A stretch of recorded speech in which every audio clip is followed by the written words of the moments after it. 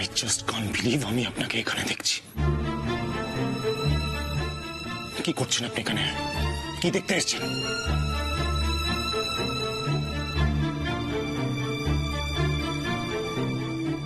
ওনাকে তো ঋষির বিয়েতে দেখেছিলাম। আরে ইনি তো ঋষির।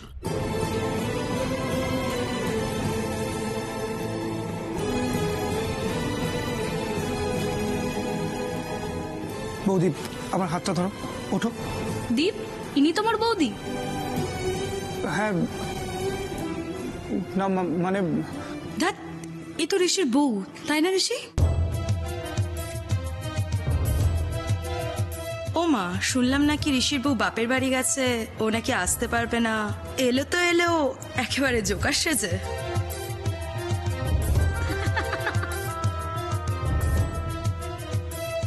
কোথায় আমাদের ঋষি আর কোথায় এ? লাস্টে তুই একে বিয়ে করলি? পুরো মিসম্যাচ।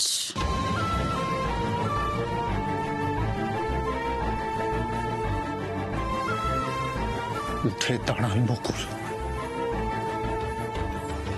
উঠুন। আরে আপনি আমার হাত ধরে উঠে দাঁড়ান।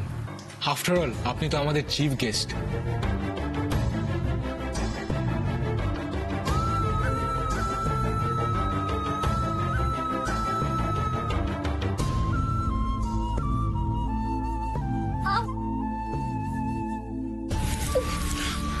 কি করতে এসছেন এখানে?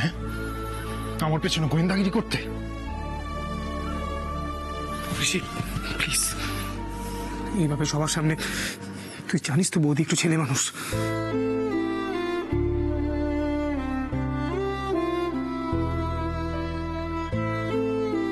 এক্ষুনি বাড়ি চলুন।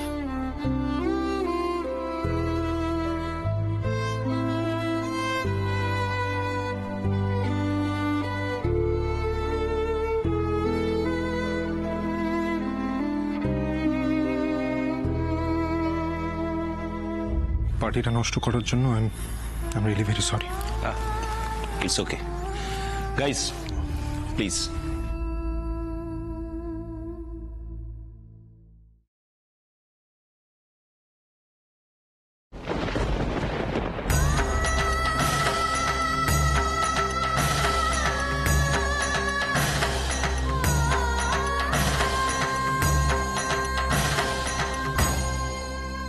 কিন্তু ঋষি তো কখনো না বলে পার্টিতে যায় না। হ্যাঁ, বকুল সঙ্গে আছে তো, তুমি এত চিন্তা করো না।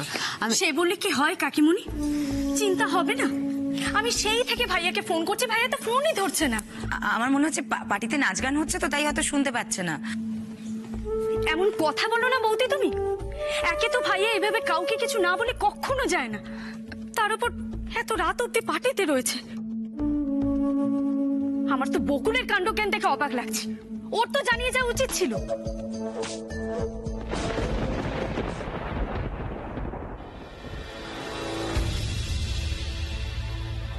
কি ব্যাপার ঋষি, কাউকে না বলে পার্টিতে যাবার মানেটা কি?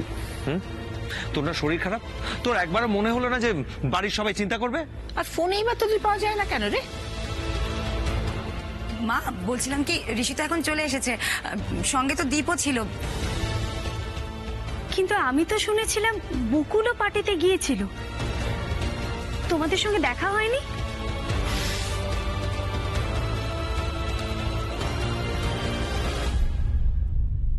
কি ব্যাপার? একা একা পার্টিতে যেতে পারেন, এখন বাড়িতে ঢোকার সাহস নেই আপনার?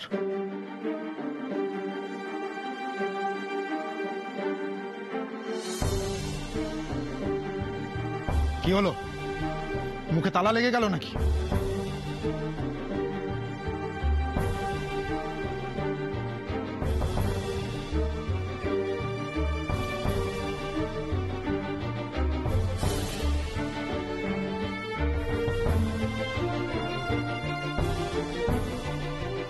ঋষি, তুই আমার দিকে তাকাতো। তোর মুখ চোখের এরকম অবস্থা কেন? কি হয়েছে বলবি তো? সেটা একেই জিজ্ঞেস করো। ঋষি, কিভাবে কথা বলছো? ও তোমার বউ হয়, ওর একটা নাম আছে। হ্যাঁ, আমার বউ। এমনই বউ যার জন্য আমার বন্ধু বান্ধবের সামনে আমার মাথা হেট হয়। কে বলেছিল আমার পেছন পেছন পার্টিতে যেতে ওকে? দেখলে তো, আমি ঠিক এই ভয়টাই পাচ্ছিলাম। নিশ্চয়ই পার্টিতে গিয়ে আবার নতুন কোনো গন্ডগোল করেছে বকুল। তুই থাম। ঋষি, এসার কাছে শুনলাম যে তোর বন্ধুরা তোর আর বকুলের জন্য পার্টি দিছিল। কি তাই তো দীপ?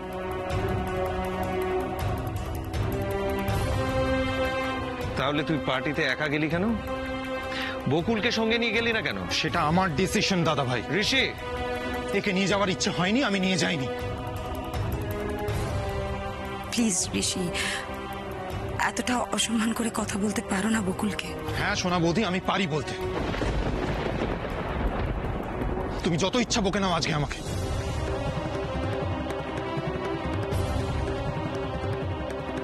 এবার আপনি বলুন, হঠাৎ এরকম সেজে আমার পেছন পেছন পার্টিতে গেছিলেন কেন? কি প্রমাণ করতে চাইছিলেন? ছোট বৌদি তো আসলে ছোটদা ভাইয়ের খেয়াল রাখতে গিয়েছিল। আমি বাচ্চা নই। আসলে আপনি দেখতে গেছিলেন যে আমি কি করি না করি। গোয়েন্দাগিরি করতে গেছিলেন আপনি। ঋষি, আসতে। এরম ভাবে তুমি বকুলকে অপমান করতে পারো না। অপমান? এর ওখানে যাওয়াতে আমাকে কতটা অপমানিত হতে হয়েছে তুমি জানো? উইক পরে হাই হিল পড়ে গেছে ওখানে। একজনের গায়ে গ্লাস উল্টে দিয়েছে, নিজে উল্টে পড়ে গেছে। তারপর তো ওই উইকটাকে নিয়ে প্রথমবার এসব পড়ে গেছিলাম, সামলাতে পারিনি। তো পড়ে গেছিলেন কেন?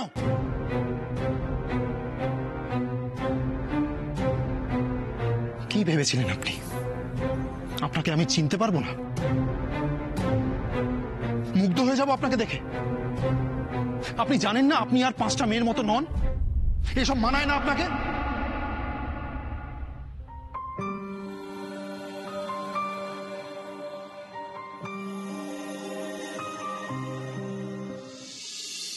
সত্যি বাবা, তোমার যে হঠাৎ করে কেন এরকম শখ হলো কে জানে। আমার তো দৃশ্যটা ভেবেই হাসি পাচ্ছে। আবার ভাইয়ের কষ্টটাও আমি বুঝতে পারছি। রোশনি, অনেক হয়েছে। ঋষি এই মুহূর্তে যে ব্যবহারটা করছে সেটা অন্যায়। আর তুই বড় দিদি হয়ে তাতে ইন্ধন জোগাচ্ছিস। তুই ওকে এখনো পুরোপুরি মন থেকে মেনে নিতে পারিসনি, সেটা আমি বুঝি। আর সেই জন্যই হয়তো আমিও ওকে মন থেকে পুরোপুরি মেনে নিতে পারিনি। কিন্তু তার মানে এই নয় যে তুমি ওর সঙ্গে এই ব্যবহারটা করতে পারো। আমরা তোমাকে সেই শিক্ষা দিইনি। সন্ধেবেলাও তুই ওর সাথে খুব খারাপ ব্যবহার করেছিস, আর এখন তুই যে ব্যবহারটা করছিস তাতে লজ্জায় আমার মাথা কাটা যাচ্ছে। এসে আমাকে সুন্দর করে সাজিয়ে দিয়েছিল, কিন্তু আপনার বন্ধুদের সামনে আমি ঠিক কি ভেবেছিলেন আপনি বলুন তো? উইক পরিয়ে, স্টিলেটো পরিয়ে আপনাকে যদি সাজিয়ে দেওয়া হয় তাহলে আপনি আর 5টা মেয়ের মতো সুন্দর হয়ে যাবেন? আচ্ছা, আপনি কোন অর্থে মেয়ে আমাকে কাইন্ডলি একটু বুঝিয়ে বলবেন প্লিজ?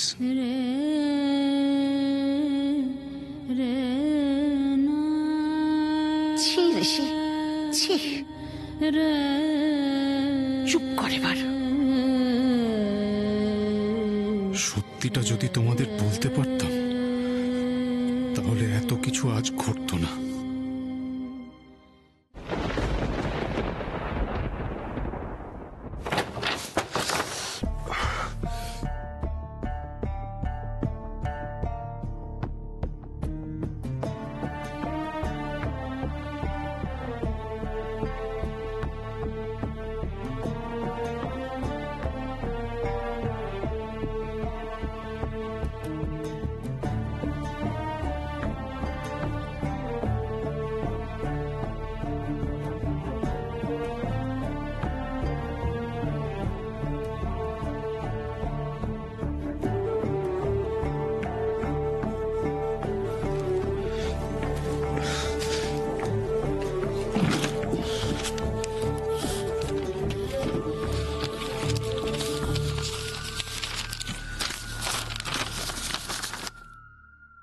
তোমাদের আর্থিক অবস্থা দেখেও ওর তোমাকে বিয়ে করার ইচ্ছে হয়েছে। তখন আর নিজেকে আটকাতে পারলাম না ঋষি। বকুলকে মেনে নেওয়ার চেষ্টা করো ঋষি, সুখী হয়েও।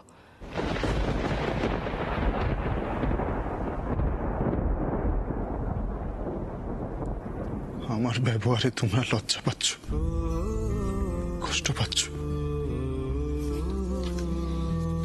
এই চিঠির ব্যাপারে যদি তোমাদের বলতে পারতাম, তুমি তো বিশ্বাস করতে না বাবা, কারণ তুমি বকুলকে ভালোবাসো, ওকে বিশ্বাস করো তুমি। আমিও তো বর্ষাকে ভালোবাসি, ওর কথাগুলোকে অবিশ্বাস করবো কি করে আমি?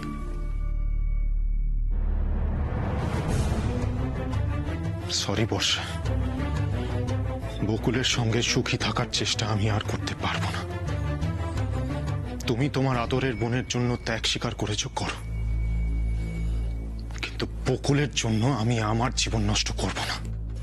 তাই আজ থেকে আমার কোনো কিছুর ওপর বকুলের কোনো অধিকার থাকবে না।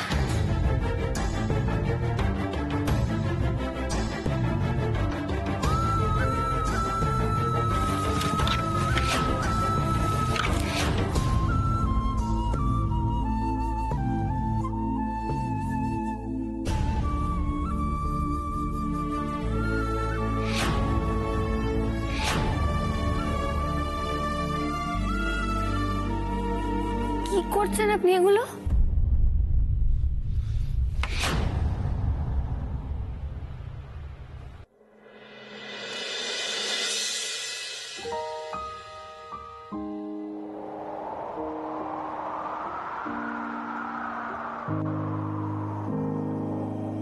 বৌমা, ও বৌমা, একটু তাড়াতাড়ি এদিকে এসো।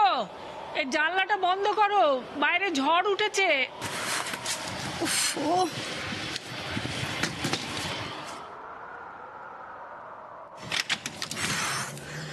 আপনাকে তো কত করে বলি মা, তেলটা আমি মালিশ করে দিচ্ছি, আপনি তো রাজিই হন না। ও, আমি যেমন পারি তেমন করেই করে নিতে দাও। বকুল থাকতে কোনোদিন তো বুঝতে পারিনি, মাথাতেও আসেনি যে এমন দিন দেখতে হবে। মেয়েটা অভ্যেসটাই খারাপ করে দিয়েছে আমাদের। এভাবে কেন বলছেন মা? মা, আপনার কি কোনো অসুবিধা হচ্ছে? আমি ঠিকমতো যত্ন করতে পারছি না আপনার? তা নয় গো মা, এই গরিবের বাড়িটা বকুল আলো করে রেখেছিল, কোনোদিন বুঝতেও দেয়নি কি আছে আর কি নেই। শুধুই বকুল?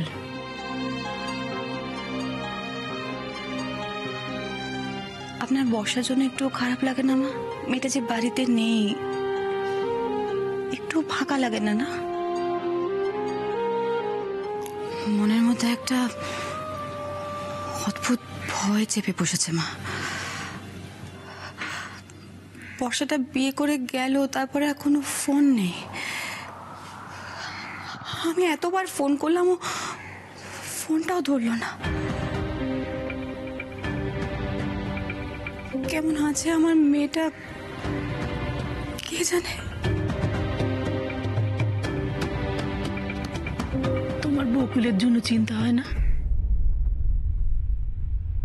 ওর জন্য ভয় করে না? সেও তো একটা নতুন সংসারে গেছে।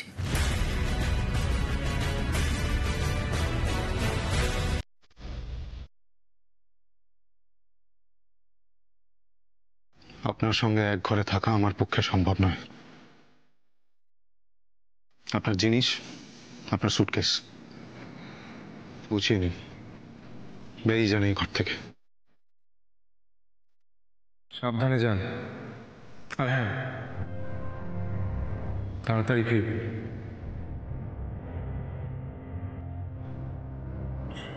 সন্ধ্যাবেলা তো আমাকে অনেক অপবাদ দিলেন আপনি।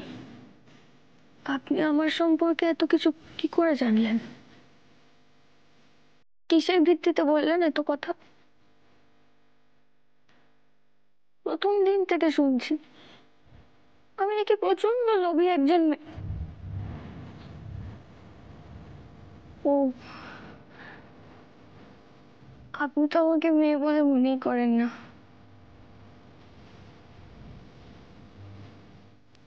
লোভী মানুষ মানুষ বলে মনে করেন তো নাকি?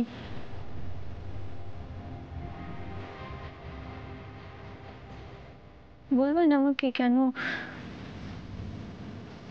আমাকে এই অপবাদগুলো দিলেন?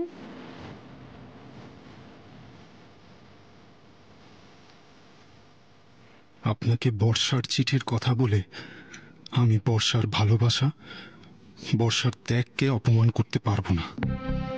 সারা জীবন ধরে প্রশ্নের উত্তর খুঁজুন আপনি, আর কষ্ট পান। দিদির কথাটা শোনার পর থেকে উনি যেন কেমন হঠাৎ বদলে গেলেন, কোনো কথা বিশ্বাস করলেন না আমার। তাহলে কি সত্যি উনি এখনো দিদিকে ভুলতে পারেননি?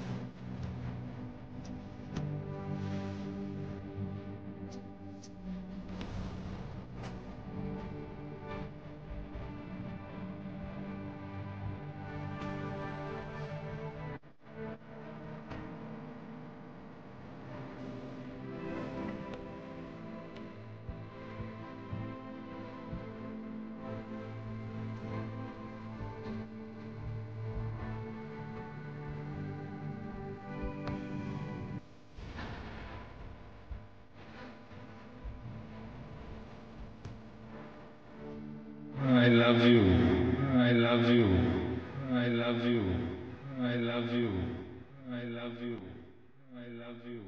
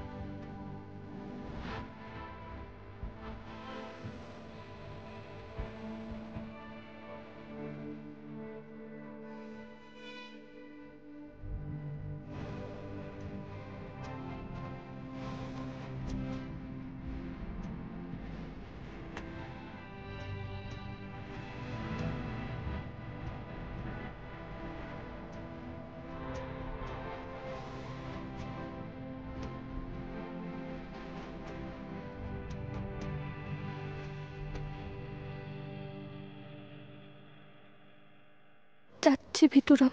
যাচ্ছি নয়, আসছি বলতে হবে।